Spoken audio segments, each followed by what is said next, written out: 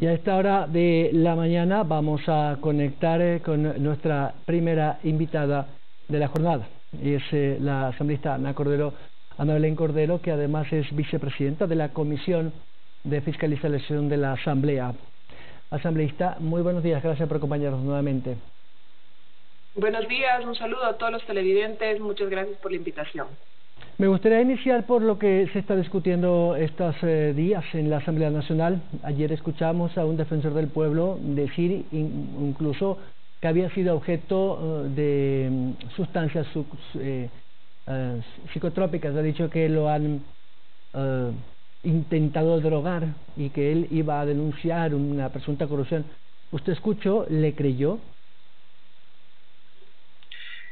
Bueno, sí, yo estuve ahí en el momento de las declaraciones del defensor del pueblo y, bueno, también de las declaraciones de su esposa, la señora Schettini, y más allá de creerle, yo creo que eso ya es un proceso que la Fiscalía deberá seguir y avanzar en torno a las investigaciones que se está llevando al interior de su proceso, ¿no? Si es que él hubiese sido sujeto de alguna estupefaciente o algo adicional, ¿por qué no lo denunció en un inicio? Y si hubiese practicado el respectivo examen toxicológico de haber sido el caso, ¿no? ¿Por qué en este momento, cuando se está tramitando el juicio político, entonces él hace este tipo de denuncias, ¿no? Yo creo que ese no es, de hecho, ni siquiera el objeto del juicio en nuestro caso concreto. Lo que él consuma o deje de consumir. En nuestro caso concreto, nosotros debemos comprobar que ha existido un verdadero incumplimiento de funciones al amparo del artículo 78 de la Ley Orgánica de la Función Legislativa. Y esto es en torno a que se han utilizado bienes del Estado, esto es el vehículo y por supuesto el personal de seguridad y de transporte de la Defensoría del Pueblo, en horarios fuera de trabajo y, por supuesto, claramente rompiendo el toque de queda que imperaba esos días en el país, ¿no? Desde su posición, usted es juzgadora, no voy a pedir que usted emita un juicio porque es parte del procedimiento, pero habría un incumplimiento de funciones, pero además también, como decía uno de los legisladores que también está impulsando este juicio político, el asambleísta Vanegas, que además no tendría él, digamos, esa honestidad intelectual, por decirlo menos, o ética para defender a los ciudadanos, porque si algo tiene la Defensoría del Pueblo es eso, defender los derechos humanos en general de los ciudadanos, además de haber usado un vehículo del Estado en un momento de prohibición de circular, además de usar a personal de su seguridad, conductores y demás miembros que le acompañaban en eso y los otros atenuantes.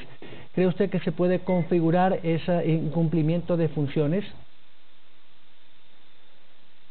Bueno, eso conforme avanzan las investigaciones, las comparecencias las estamos tramitando estos días. De hecho, el día de hoy tenemos a la señora fiscal general del Estado al mediodía, y la señora fiscal nos podrá dar mayores elementos de juicio, no tanto judiciales, sino de juicio, es decir, evidencias necesarias para nosotros poder aportar a las investigaciones y al proceso y al informe que elaboraremos en los próximos días de la siguiente semana. Creo que este incumplimiento de funciones es bastante evidente. Nosotros no debemos y no vamos a entrar, eso han sido claros los interpelantes y nosotros como Comisión de Fiscalización, los 9 miembros también, en el hecho que se está investigando en Fiscalía, que es del presunto abuso sexual de parte del señor defensor del pueblo hacia la pareja del exministro de Salud. Eso es un tema netamente judicial, con un componente delictual y de violación a un bien jurídico protegido por el Estado ecuatoriano, que no nos compete como Comisión de Fiscalización juzgar, ni tampoco componentes de la personalidad, si hubiesen o no delictuales o no del interpelado. Ayer se mencionaba dentro de las comparecencias una perito que pidió el señor defensor del pueblo comparecer sobre el perfil o no delictual que tendría o no el defensor del pueblo. Esos temas son elementos que dentro de un proceso judicial caben completamente, pero dentro de un proceso de fiscalización en la Asamblea Nacional no tienen cabida, ¿no? Asambleísta, de acuerdo al procedimiento parlamentario, estas comparecencias y elementos de juicio que ustedes van adquiriendo les va a tomar un tiempo para ya presentar ante el Pleno del Parlamento ya el juicio formal. ¿Cuánto tiempo podría tomar esto? Sí, nosotros terminamos las comparecencias, tanto las solicitadas por el interpelado como las solicitadas de oficio por nosotros el día sábado a horas de la noche, y desde ahí empiezan a contar los 5 días que tiene la Comisión de Fiscalización, esto es hasta el próximo jueves, para emitir el informe respectivo. En caso de que no lo tengamos completo, podemos solicitar una prórroga de 3 días adicionales para entregar este informe en el Pleno de la Asamblea Nacional, esto es hasta el día domingo de la siguiente semana, con lo cual, una vez recibido por parte del Pleno de la Asamblea Nacional, la Presidencia de la Asamblea Nacional, la señora Presidenta convocará respectivamente a la sesión donde se conocerá el veredicto final, ¿no? Ya en otros temas que tienen más que ver con el ámbito administrativo del Parlamento, no sabemos si el titular de la comisión podría ser suspendido. Parece que por ahí va la resolución del CAL, del Consejo de Administración de la Legislatura, por esas discrepancias o acusación directa que ha tenido con uno de los asambleístas. ¿Qué pasa si el señor Villavicencio es suspendido? ¿Usted presidiría la Comisión de Fiscalización y sería quien sustente el juicio al señor Carrión de aquí a unos 15 días? Bueno, ese proceso está tramitándose en el CAL. Entiendo yo que calificaron recién hace poco la queja o la denuncia presentada por el asambleísta Vanegas. Avanzará su curso y su proceso, y luego de ello yo tengo la facultad de suplir al presidente de manera temporal hasta que se resuelva la causal de suspensión. En este caso, si es que es una suspensión de 30 días, pues presidiré la comisión durante aquel tiempo, y luego de ello él probablemente retorne ya a su cargo, y en caso de que así no sea, deberá tomarse una nueva votación al interior de la Comisión de Fiscalización en función de las nuevas autoridades de la Comisión de Fiscalización, si es que aquello llegase a ocurrir, ¿no? Asambleísta, he visto que usted ha publicado algunas informaciones respecto a pedir cuentas a algunas instituciones, entre ellas algunas universidades públicas, pero también a Flopec. ¿En base a qué información preliminar usted desea la comparecencia de los funcionarios de Flopec? Sí, nosotros recibimos a la señora gerente general subrogante Pilar Ferri hace aproximadamente 10 días en la Comisión de Fiscalización para que rinda cuentas de las estrepitosas pérdidas que está teniendo la empresa Flopec, no solamente en el gobierno anterior, sino ya en este gobierno. De hecho, el año anterior, un año de pandemia, un año complicado económicamente y en cuanto a lo sanitario para el país y para el mundo, el año 2020, Flopec tuvo ingresos de aproximadamente $55 millones. Sin embargo, para este año, Flopec registra a cierre de julio de 2021 menos $4 millones. Esto debo aclarar que Flopec tiene el monopolio estatal del traslado, del flete del crudo a nivel nacional. Esto es, no sale un barril de petróleo del Ecuador si no es a través de Flopec. Sin embargo, la señora gerente se da el lujo de bajar y bajar tarifas en desmedro del Estado ecuatoriano, asumo yo, por los conflictos evidentes de interés que tiene ella y su anterior gerente comercial, Pedro Pérez Moya. ¿Podría ser un poco más específica a qué conflicto de intereses se refiere? Por ejemplo, la señora Pilar Ferri trabajó 2 años en la empresa Cape Tankers. La empresa Cape Tankers es un cliente de Flopec. También el señor Pedro Pérez Moya, su gerente comercial hasta junio de 2021, renunció por motivos personales a la empresa y hoy trabaja en un broker que es el intermediario entre Flopec y los clientes, que es el broker principal de la empresa Trafigura, a la cual le han bajado tarifas hace 3 semanas y esta semana acaban de bajarle más las tarifas. Las tarifas en baja lo que repercuten es en los ingresos, ¿no? Asambleísta, respecto a las universidades públicas, sobre todo aquellas universidades denominadas emblemáticas en el gobierno del señor Correa, Yalchay, Iquiam, de las Artes, etcétera, etcétera, han tenido, por decirlo poco, una administración y una gestión que no dice de esa inversión millonaria que se hizo en ese gobierno. Pero también hay un tema fundamental que no he escuchado, por lo menos algunos parlamentarios, y no sé si también su inquietud vaya por ahí, es que hay muchos docentes en esos programas denominados Prometeo que el señor Correa hacía traer docentes de Venezuela y de Cuba con el justificativo de que no había ese nivel de preparación de los docentes ecuatorianos para llenar algunos cupos y plazas.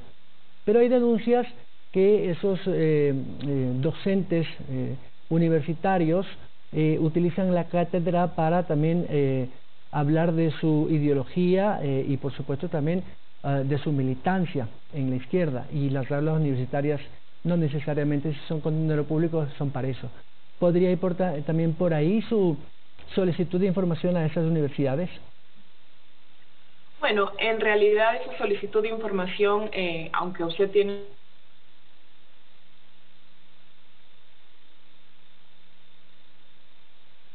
toda... Disculpe, me entró una llamada y se cortó. Decía, esa solicitud de información, aunque usted tiene toda la razón, en algunos casos podría un poco pecar de xenofobia, llamemos así, porque la nacionalidad de los docentes no influye en cómo dictan la cátedra, pero yo entiendo plenamente. De hecho, he recibido centenares de quejas de distintos ciudadanos por redes sociales, de mis oficinas, de mi despacho, quejándose de este tinte ideológico claramente de adoctrinamiento en las universidades emblemáticas, en las universidades públicas de nacionalidad cubana y venezolana. Yo voy a ser muy enfática en mis investigaciones en torno al rendimiento académico que tienen que presentar las universidades, independientemente de la nacionalidad de sus docentes, ¿no? Yo creo que eso debo dejar un poco de lado, y un poco también saber cómo han utilizado el recurso público. Yo creo que si se ha utilizado de una buena manera el recurso público, luego ya el ente regulador concreto, que es el Consejo de Educación Superior, podrá ya entrar en estos temas mucho más de fondo que le corresponden al ente regulador, ¿no? Ya entrar en temas de qué es lo que se dicta en la cátedra y cómo se lo dicta como asambleísta. No es tanto en mi competencia. Entiendo su preocupación, que es la de la mayoría de los ciudadanos, ¿no? Concuerdo con usted, asambleísta no es un tema de nacionalidad o ciudadanía, sino de una buena gestión de un docente que efectivamente, como usted bien ha dicho, no puede adoctrinar si está enrolado en una universidad pública, pero efectivamente eso lo dirán las autoridades. Finalizo con esto, asambleísta. Estos problemas internos que sobre la asamblea le golpean muchísimo su imagen, escándalos con un asambleísta por unas palabras dichas en un mitin, unos supuestos chats y presuntas pruebas de aparente tráfico de influencias y repartición de cargos, como se le quiera denominar. Dañan más la imagen de esta nueva asamblea, que en más de 3 meses pues intenta estar al nivel de sus electores, porque los mandantes así lo establecen. ¿Cree usted que está distrayendo mucho a la opinión pública estos escándalos y no vemos realmente el objetivo real que tiene que tener la legislatura, que es esa, la de fiscalizar y aprobar leyes? Totalmente. Yo creo que los escándalos no son de tapar, no son de esconder. Hay que denunciarlos, hay que hacerlos públicos. Sin embargo, estos escándalos están impidiendo que los asambleístas que trabajamos de domingo a domingo, de 8 a 8, que nos encontramos trabajando en pro de lo que nos ha elegido el pueblo, es decir, legislar y fiscalizar. Siempre digo en los medios de comunicación que si nos dedicamos a hacer para lo que fuimos electos, a trabajar en legislación y a trabajar en fiscalización, no hay tiempo de nada más. No entiendo a qué momento se dedican a hacer estas otras actividades. Si nos dedicamos a ello, cumplimos con lo que debemos hacer, con el mandato de los ecuatorianos. Sin embargo, eso empapa y ensucia y mancha el nombre de los demás asambleístas que no estamos dentro de esas incursos, dentro de esas actividades. Nos ha generado mucha molestia, y por eso nosotros también, y el jefe de nuestra bancada lo ha dicho, en caso de haber casos al interior de nuestra bancada, iniciaremos una depuración interna, pediremos cuentas, investigaremos en caso de que así sea, ¿no? Asambleísta, estoy contra el tiempo, pero le quiero agradecer, muy gentil.